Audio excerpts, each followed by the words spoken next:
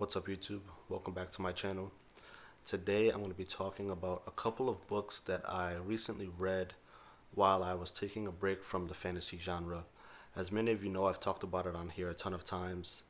Fantasy is my favorite genre. It's what I read the most, but I read a lot of literary fiction as well. I read a lot of, contemporary books, thrillers sometimes. I do like science fiction and horror too, obviously, but I kind of moved away from genre fiction. I'm not really sure why. I don't even know that I technically needed a break, but I just kind of gravitated towards, I gravitated away, I should say, from genre fiction, and I just wanted to read something a little bit different. First book that I'm going to talk about is Native Son by Richard Wright. This is a classic, widely considered Richard Wright's best work. Richard Wright is a legend. He's one of my favorite authors. He's actually one of the first adult authors that I read when I was a little kid, because my mom always read to me what she was reading. And when I was, a little kid, and we would read like some children's books, and then she would read one of her books to me. And this is like the first one that I remember her doing that with. But it was a different cover. This is actually from the library. This is a library book that I've forgotten to take back a while ago. I know that's terrible of me, especially as a writer. I actually read this for research for a book that I'm writing now, another book, totally different from Have Mercy, but I think I needed some Native Son for some inspiration, and so I went back to this and I reread this, just to kind of get a better sense of that time, especially for a young black man like Bigger, who's the star of this book. I also got on a really really heavy Cormac McCarthy kick, and that was very strange because I read Cormac McCarthy a long time ago. I read The Road, and I didn't like it, probably over 10 years ago.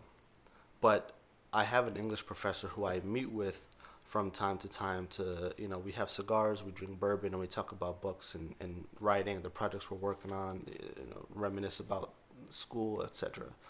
But he recently read The Passenger and Stella Maris, the two most recent books from Cormac McCarthy, who subsequently died just a couple of weeks ago. It's very unfortunate because, like I said, I really got into him recently. But because of my old college professor getting, reading the newer books from Cormac McCarthy, I read The Passenger. I still haven't read Stella Maris, and I went back and read The Road. And I can't even express how much I love this book. I think the writing style at the time is what turned me off, but now that writing style, Cormac McCarthy's his gritty wordplay. I mean, excuse me, that's my husky sneezing. He's laying down right beside me. Cormac McCarthy has very gritty syntax.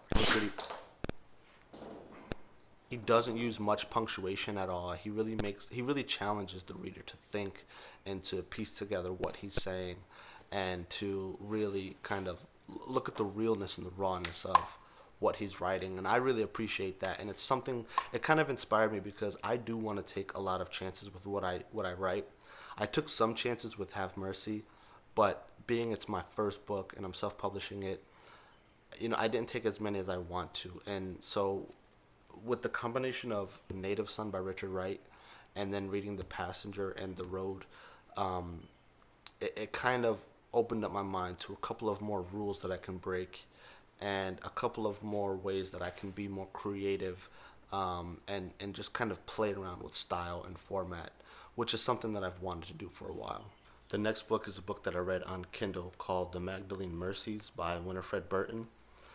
I just, the author and I, Winifred Burton and I, followed each other on Twitter. We had a couple of interactions, and I looked into her work, and The Magdalene Mercies looked really, really good. It's a very short novella. It's only 79 pages on Kindle. That's where I read it, on Kindle. That's why I don't have a physical copy of that book, because that was a book that I read on Kindle. But it's very good. I mean, she's clearly a terrific writer. She clearly has a great sense of story and a great sense for it's horror, but it's more like creepy horror. I don't want to spoil it too much, but you guys should definitely check that out. That was very fun, very enjoyable, very short. So it took me 2 days to read that book. Again, it was just 79 pages. But that was a very good novella. All right, and the last book is Fifth Business by Robertson Davies, and this is a book that I was recommended by my mentor, that English professor that I spoke about earlier. He recently read this, and he told me that this is one of the best things he's read in recent times. So I'm working my way through this. I find that I keep going back and rereading pages or passages, and it's not that I don't understand it or I'm losing my focus. It's almost that it's not that this is a difficult book, but it really makes you think, and you kind of do have to go back and reread a couple of things to just kind of keep giving yourself a sense of what's happening and what exactly Robertson Davies is talking about. It's very, very good. But like I said, I'm not finished with this yet, and I plan to do more videos once I read all of the books, because there are follow-up books to this, and I am really interested in this writer and this story and this main character. So I do intend to do more reviews on the rest of his work. Definitely check out some of these books that I talked about, guys, particularly Cormac McCarthy. R.I.P. to him. He was a legend, and I want to read Blood Meridian. That's going to be coming up on my TBR pretty soon, because I'm so into Cormac McCarthy now, and Blood Meridian is considered his magnum opus, so I really can't wait to dig into that. Take care, everybody. Thank you.